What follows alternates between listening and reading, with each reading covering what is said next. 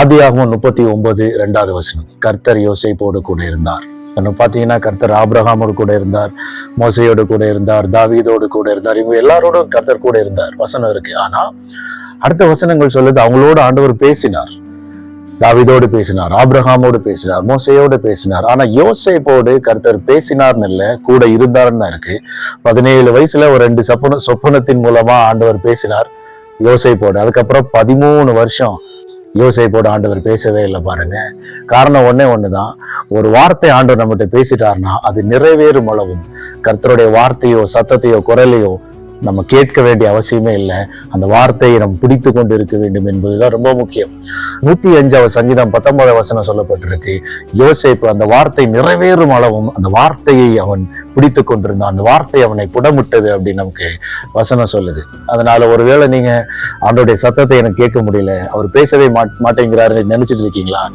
நான் சொல்றேன், இந்த வருஷம் தொடக்கத்துல உங்களுக்கு எல்லா சபைகள்லையுமே வாக்குத்தத்த வசனங்கள் உங்களுக்கு கொடுத்திருப்பாங்க. அந்த வசனம்தான் ஆண்டவர் உங்களோடு பேசின வார்த்தை. அந்த வார்த்தை நிறைவேறும் அளவும் மறுபடியும் அவருடைய சத்தத்தின் மூலமா குரலின் மூலமா உங்ககிட்ட பேச வேண்டிய அவசியம் இல்லை. நாம செய்ய வேண்டியது என்னன்னா அந்த வசனத்தை அப்படியே பிடிச்சு கொண்டு இருக்கிற வேலை மட்டும்தான் நம்ம வேலை. அந்த வசனத்தை நம்ம பிடித்து கொண்டிருந்தாலே போதும், கர்த்தர் நம்மளோடு கூட இருக்கிறார். எப்படி யோசேப்போடு கர்த்தர் கூட இருந்தாரோ அந்த வசனத்தை யோசேப்பு பிடித்து கொண்டிருந்தார் பாருங்க. அதே போல அந்த வசனத்தை நம்ம பிடித்து கொண்டு தியானம் பண்ணி ஜெபம் பண்ணி நாம் இருந்தோமானால், நான் சொல்றேன், உங்களை குழியில போட்டாலும் அடிமையா தூக்கி போட்டாலும் எந்த இடத்துல தூக்கி போட்டாலும் அந்த இடத்துல ஒரு உயர்வை தான் ஆண்டவர் உங்களுக்கு கொண்டு வருவார்.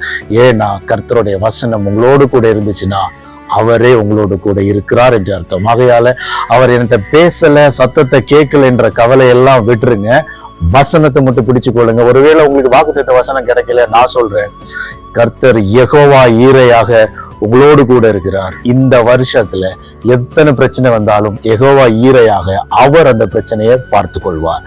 இந்த வசனத்தை பிடித்து கொண்டிருங்க. எத்தனை தடைகள் வந்தாலும் எத்தனை பிரச்சனைகள் வந்தாலும் அதை அவர் பார்த்து கொண்டு உங்களை முன்னேற்ற பாதையில் ஆண்டவர் நடத்துவார்.